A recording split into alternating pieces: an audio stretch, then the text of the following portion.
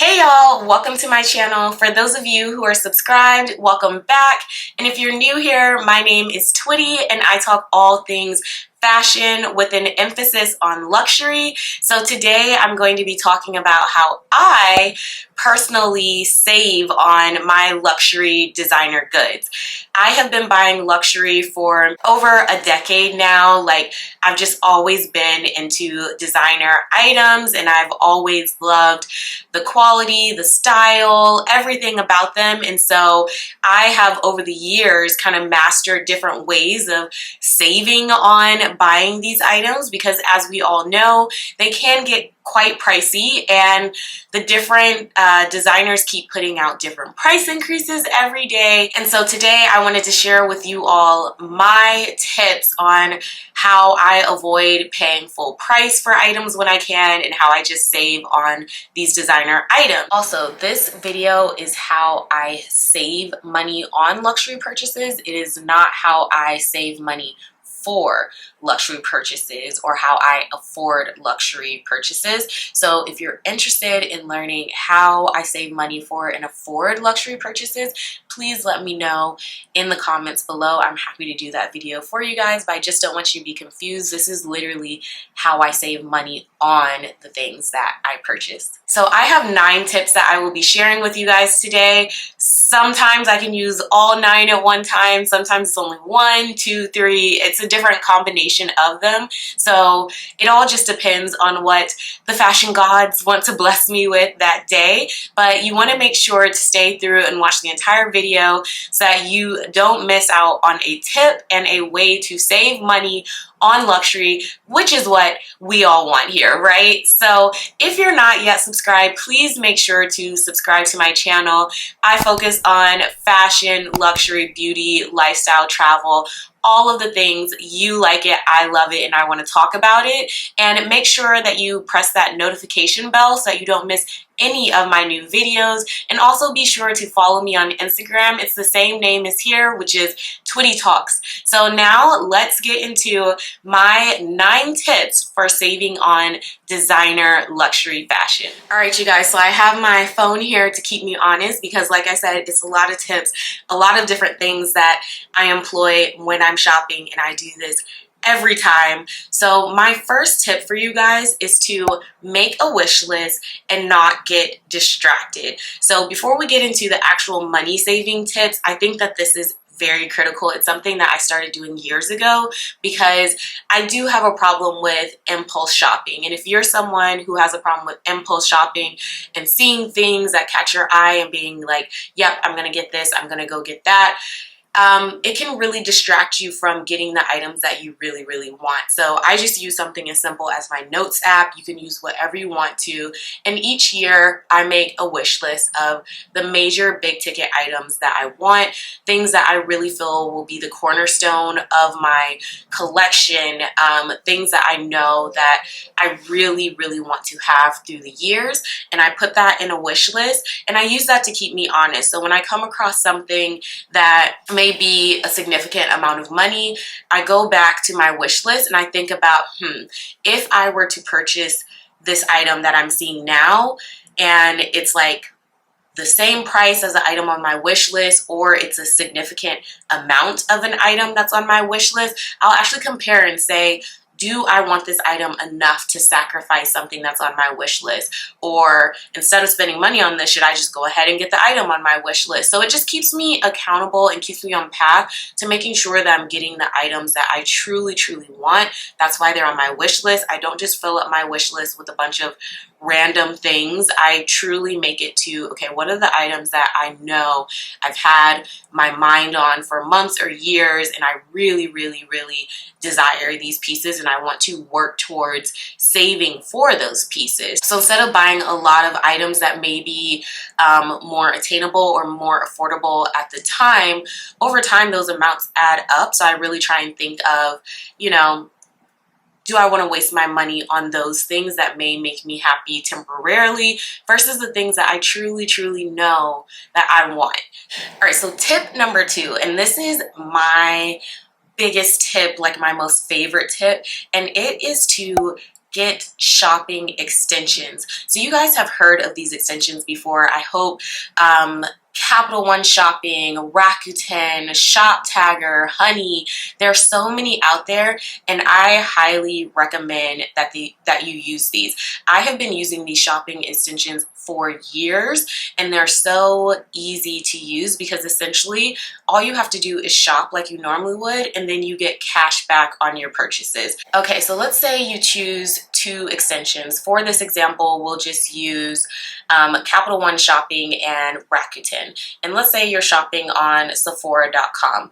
Well, that extension will pop up in your browser, whether you're on your computer or your mobile phone, while you're on Sephora.com, and it'll say, hey, you can get this much in cash back if you shop and complete your actual shopping cart on Sephora.com. And so the reason why I like to have 2 of them is because a lot of times, depending on the different extension, they'll have different offers. And so I'm always going to choose the highest offer. So if Capital One Shopping is offering 3% that day, but Rakuten is offering 2%, I'm going to go with Capital One Shopping so I get that extra 1%, and it won't save me anything on my shopping trip while I'm at Sephora.com, but after I complete my purchase, I will get back 3% of whatever I purchased that day. And to me, that's amazing because you just make money for shopping like you normally would. And I'm someone who online shops a lot. And so to be able to get cash back just for shopping, it's amazing to me. And then I will let that money accrue. So I'll just let the money in that Capital One Shopping account or the cashback in the Rakuten account just add up, add up, add up.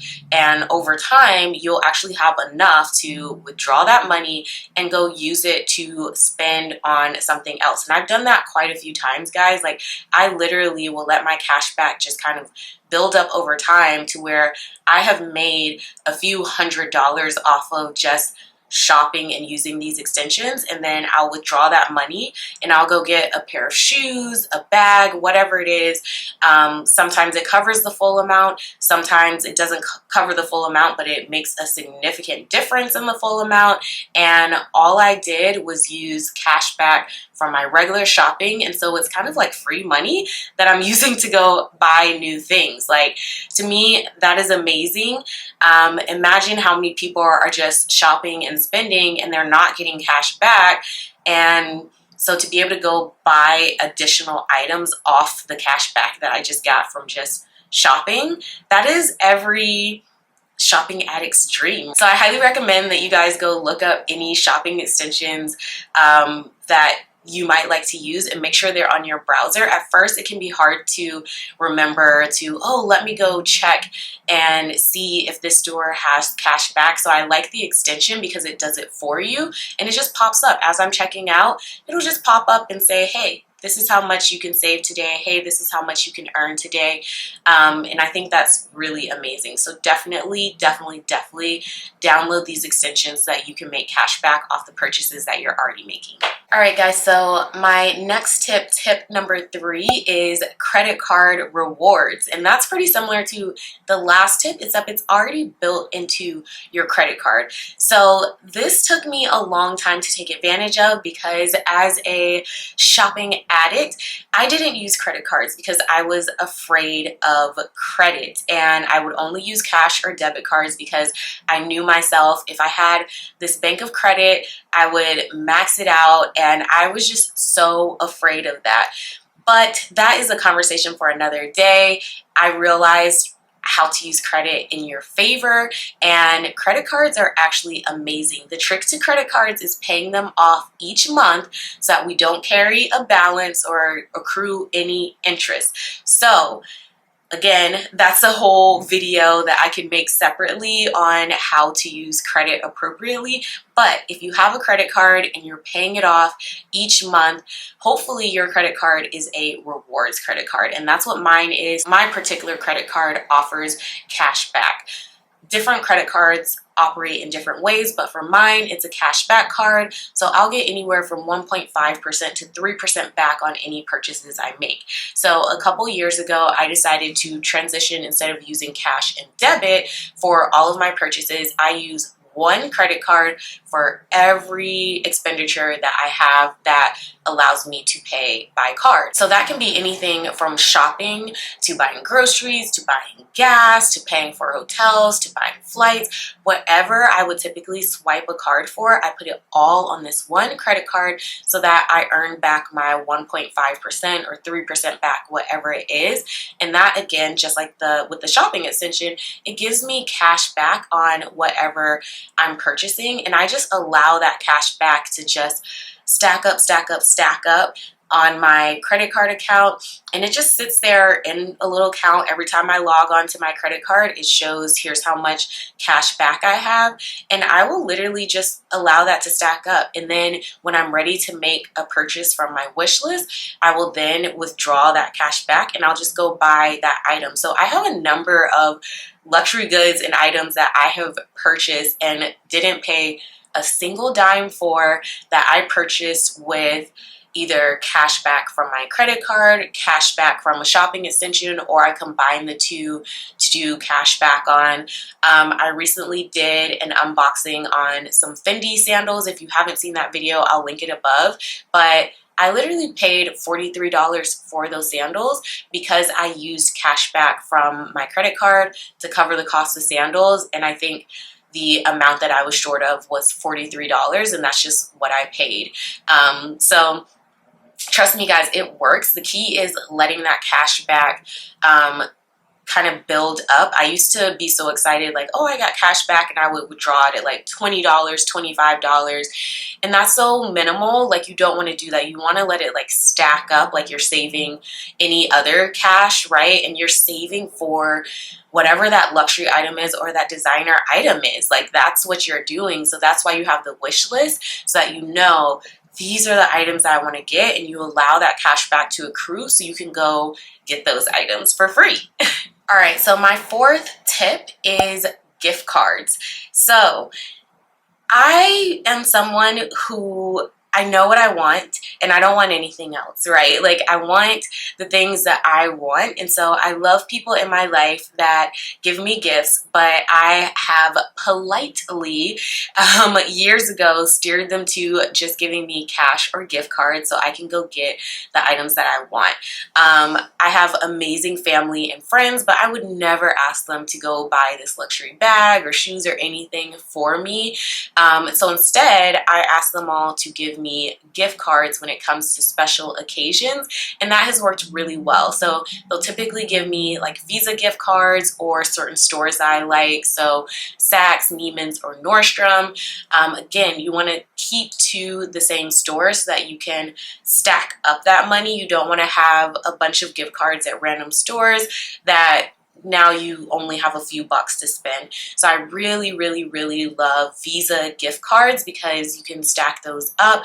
And I always have like a handful of gift cards at a given time because I'm saving for those wish list items, right? So it can be something as small as someone can give me a $25 Visa gift card, and I am so appreciative because let's say I get that 4 times, that's $100, and that's pretty significant when you're buying luxury items. Let's be real, the tax alone on luxury and designer goods can be well into a few $100s. So anytime I get 25 bucks, 50 bucks, whatever it may be, I'm so appreciative. Again, I'm not asking for people to give me hundreds of dollars. So typically I'm getting, you know, these smaller amounts of Visa gift cards, and I just stack those up, and then I will use that to go purchase these larger items that I want, and it just really helps a lot. So if people don't know what to give you, or you get things that you really don't like a lot of times, I recommend, you know, if you have that relationship with your family, of just saying, hey, I love Visa gift cards or cash, and my family at this point, like every Christmas, every birthday, every whatever occasion we're doing, I just, you know, expect that's pretty much what I normally get every holiday. I love it, and they're so happy because they're not like, what do I get the girl that has everything? So it works really well on both ends. And this is even applicable like if you get gift cards at work or for friends or things like that, like just save those up, and trust me, it will make a big difference over time. The same thing with the cash back. I think sometimes we're so excited to get cash that we'll just be like, oh, it's only a $25 gift card, let me go buy this and that. But if you actually save those things up over time, you'll see how much of a difference all of this can make. And again, keep in mind, you can combine a lot of these things as well. So let's say you have a few gift cards, you got cash back on your credit card, you've got cash back from shopping at these shopping extensions.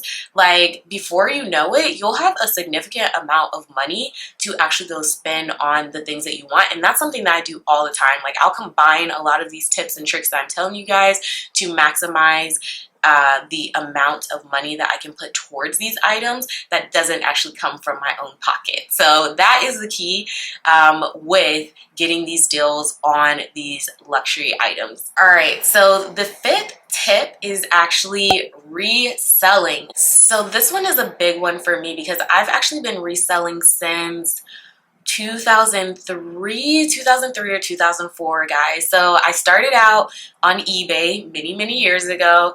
Then from eBay, I went into, there's a physical store called Plato's Closet where you can go take your items and they'll give you cash. And then when Poshmark came along, I switched over to Poshmark. So I love reselling my items because that's a way that you can easily make cash to put towards things. And so for me, I have a lot of stuff. I have a lot of clothing, and I'm especially trying to transition more towards a more classic, curated closet versus buying all the trendy stuff that I used to before. And so for the trendy pieces that go out of style, or even like bigger pieces I just don't wear anymore, I will typically resell them. And so for the past few years, my primary source has been Poshmark. I have my Poshmark closet in the description below so you guys can check out my page, see the type of things I've sold in the past. But if you guys are serious about reselling, I have made well into the 4 figures selling online, actually about to make 5 figures on selling online. And trust me, it can be quite lucrative if you're consistent in selling things online. And so a lot of people will always say to me, well, Twitty, that's because you're selling designer stuff. No, I'm not. If you go on my Poshmark page, you'll see I do sell some designer things, but the majority, the bulk of things I sell, I'm selling for like $15, $20, $25. And again, it's all about letting that money accrue and add up. So I have a lot of pieces that, you know, I'll just put on my Poshmark closet, and within my Poshmark bank account, I just let that money add up. I don't withdraw it until I'm ready to make a certain purchase, and then I'll take out that money and I'll go use it to spend on a purchase. So Poshmark or any other resale site, I think there's Depop, of course there's eBay, there's so many sites that make it really easy for you to sell to other people. And what I'll do is I clean out my closet pretty regularly, and I'll sort through everything, and things that I don't want to waste my time on, I'll take to Goodwill. But things that are great quality, I've never worn, I've only worn one time, things that have tags on them, things like that, to me it's like a waste of money just to go take to a Goodwill. So I will put them up on Poshmark because they're still great quality. I would never sell anything that's like terrible, right? So I'll put the things that are still great quality on Poshmark so that at least I'm getting a couple dollars off of it, and then I can roll that money into purchasing something else that I really want now. So I highly recommend, if you have not started reselling, it is so easy, so simple. Poshmark's just an app. This is obviously not sponsored. This is just something that I do. And with all these resale sites, they make it easy. You just take a picture with your phone, you write a quick description, you put it on there. If someone purchases it, the app will send you a shipping label, and all you have to do is slap that label on it, ship it off, and you have money in your account. So I really simplified that process, but it is pretty simple and it's really easy to do. So resell is a great way for you to make money off of things that you already have in your home and in your closet to use towards the purchases that you want. All right, so tip number 6 is shopping outside the US. And I know a lot of you guys are gonna be like, Twitty, like, so now I'm supposed to go book a trip just to go shopping to save some money? And yes and no. So if you have a trip that's already coming up to, let's say, the EU, for example, that is an excellent opportunity for you to wait on purchasing things in the US and go have a shopping spree when you're in Europe. I just did that a few weeks ago, and you'll see that the euro versus the dollar, the euro is a little bit weaker, so you end up saving a lot of money on items that you purchase in the EU versus the US, and you don't pay tax for those items. So there is a significant savings there, and again, that's something we can talk about in a whole different video. If you guys want to know about like how you shop in Europe, how you get the cheaper rate, and how you get your tax money back, please let me know in the comments, because I'm happy to do a whole video on that. Things have changed, which I went to Europe a few weeks ago, and the last time I had gone was literally right before the pandemic, and it's really cool to see how things have changed in that whole arena. So happy to do a video for you guys on that. If you'd like, just let me know in the comments. But if you can't get to the EU, there are a ton of amazing sites now, thanks to the internet, that allow you to have that same experience. So lately, I've been shopping at a lot of places like Italis, Baltini, Coltori, and I know these sites, to some of you are gonna be like, what? I've never heard of these sites. I hadn't either. I took a leap of faith, and it turned out that these sites are amazing. And so these are actual boutiques that are based in the EU, and you go shopping on their website. So you pay literally the same amount that you would pay if you were physically in Europe, but you're still here in the States shopping online, getting the same price. And for a lot of them, you don't have to pay customs or duties, or you will have to pay tax, but you don't have to pay customs or duties, which is what you pay when anytime you're importing something from another country into the US. So I love shopping on these websites. Basically what I'll do is when I find things online that I love, whether it's just like, let's say a Balenciaga turtleneck or Balenciaga sunglasses, these are real examples of things I recently just purchased from these sites. So there was a pair of Balenciaga sunglasses I wanted, there was a Balenciaga turtleneck that I wanted, and in the US, these were full price, but when I just did a quick Google search for them, they came up on Baltini and Italis and Coltori for like a significant difference. So I think the turtleneck that I wanted was like $750 USD, and I ended up paying around like $500 USD by ordering it from a different site. Same thing with the sunglasses. The sunglasses were around like $400 to $500, and I paid like $2 something for them. So we're talking about significant savings, and that's the same experience you would get if you actually went physically shopping in Europe. So it's amazing that you can get that same experience just from shopping from home. So I highly recommend, if there are certain full price items that you want that you can't find on sale anywhere, do a quick Google search for some of these other websites in different countries and see from those boutiques. Farfetch is another great place where you can kind of see what all the boutiques in Europe and across the world are offering. So Farfetch is also a place if you want to start and just like type in the item that you want, type it in on farfetch.com, and it'll bring up different boutiques that Farfetch has relationships with, and you'll see that sometimes Farfetch will have the same item, but it's coming from different locations, and so it has different prices. So if you want to start with Farfetch, you can start there, but then there are also some other websites like I just named, and I'll list these websites below in the description box as well, so you can look at their sites, get familiar.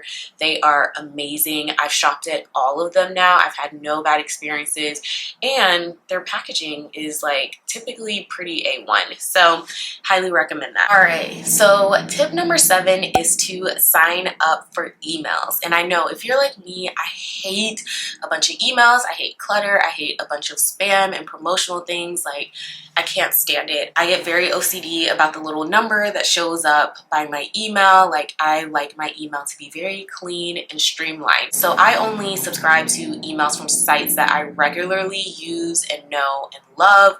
And so some of those will be Farfetch, Essence, Saks, Neiman's. There are more, but I typically will sign up for emails on those sites because since I shop them a lot, you'll start to see that you will get promotional emails that will really help you with these savings. So for example, with Saks, I regularly, every month, has not stopped for years, every month on the dot, I will get a 20% off coupon.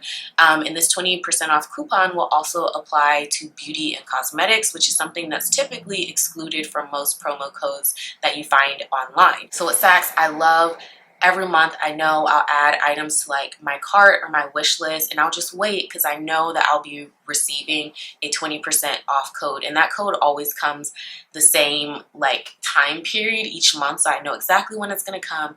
And the fact that I can use it towards beauty, I'll use that for big ticket items like some of my favorite fragrances, and my fragrances can run a few $100s. So to get 20% off, I love that. I'll also use it on some of my favorite lip products. You guys know if you've watched my previous videos that Dior Beauty is hands down my favorite lip products. So again, those run a pretty penny. So to be able to get 20% off on those items, I absolutely love. And then I'll also use it on any contemporary designer clothing. With these promo codes, there typically are designer exclusions. So I'm not going to be able to use 20% off on like Chanel or Balenciaga or things like that. But there are a lot of other great contemporary brands that I love that are higher end luxe brands that the 20% off can be used on. And again, I get a significant savings. So I'll also tag my recent collective sales haul from Saks so you guys can get an idea of some of the things that I purchased on sale at Saks, and this 20% promo code makes a significant difference. So if there are sites that you like shopping or different brands or designers, I highly recommend that you sign up for their emails. I know emails can be annoying, but over time, you'll start to see that you get some really good codes. And especially if you already have an account with them and you are shopping frequently, you start to get codes that not everyone gets. So I know for a fact that I tend to get codes from Saks that some of my friends don't get. And it's just because they see, hey, I'm shopping there every month and I'm using that code monthly. Last month, I actually got an additional code from Saks because I used the code that they sent me. And then they sent me this email that was like, hey, thanks for being a great customer. Here, let's give you a 25% off code. So as they start to see your buying history, a lot of these stores will send you additional promotions because they want to keep you buying, right? So again, sticking with number one with our wish list, don't get crazy and just be buying. But if you have a great relationship with that brand or that store, you want to make sure that you're signed up for emails so that you get, those deals and get the most out of that relationship.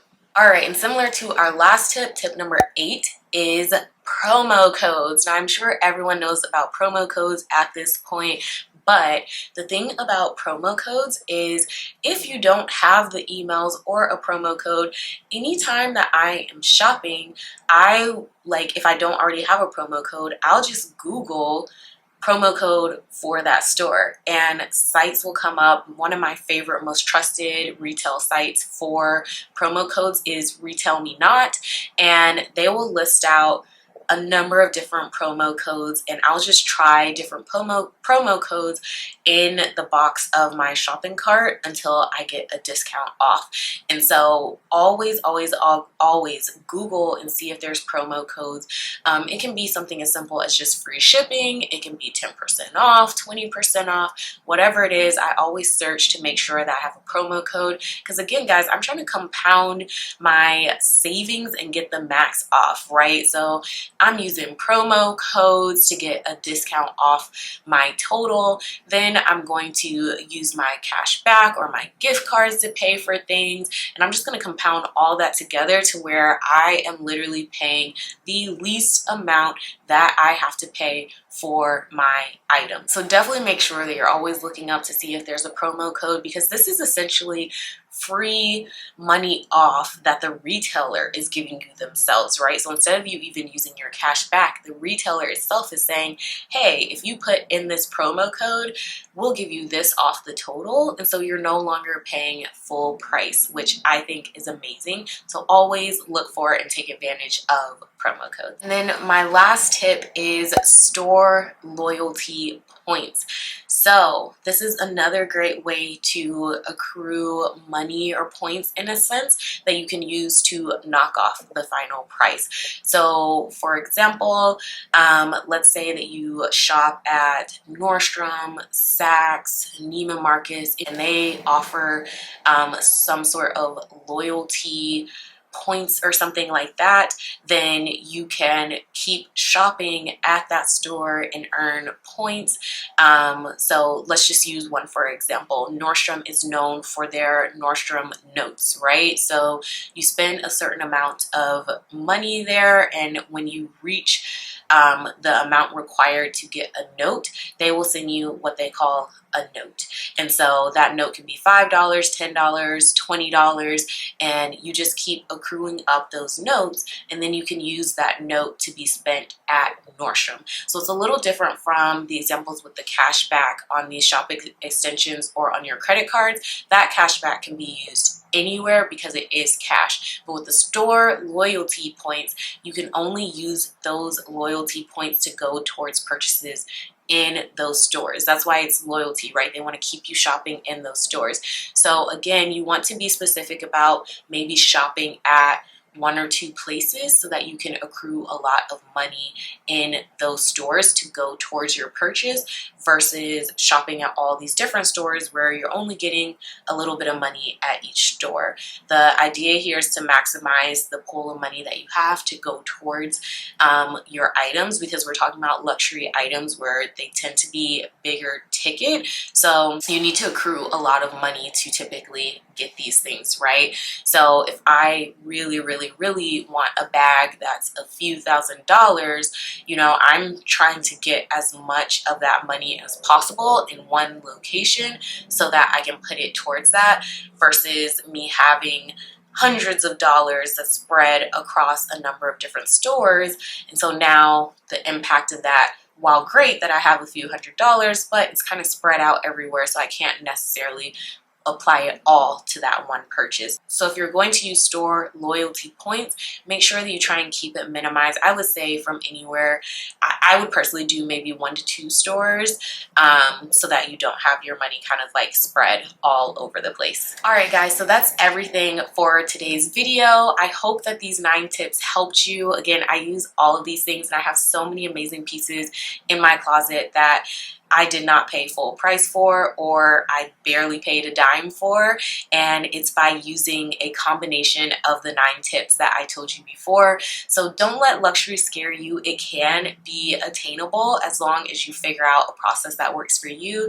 And like I said, over the past decade, these are the tips that have really worked well for me and have helped me in getting a number of pieces that have been on my wish list and getting those in my collection without having to spend an arm and a leg for them. So if you guys did like this content and enjoyed this video and found it helpful, please give it a thumbs up so that I know to continue making content like this.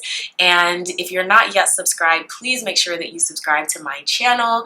I would love to see you guys in my next video. I make videos about fashion, luxury, saving for luxury, and all of the things above. So please subscribe and make sure that you hit that notification bell, and don't forget to follow me on Instagram and TikTok with the name Twitty Talks. All right guys, see you in the next video. Bye.